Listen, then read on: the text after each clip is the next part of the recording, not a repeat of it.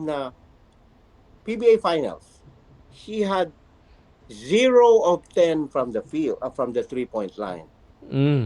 So, tinawagan ko si Jojo Lastimosa, TNT manager. Inano ko, I write a column about this. Ganito, ano ba, kasi tinanong ko si Jolas kung ano ba nangyari, why is he bad? So sabi ni Jolas na, well, kung pwede, I mean, you don't have to write that if, sabi ni Jolas na, okay naman si Mikey, maybe he's just an off night. So sabi ko, okay.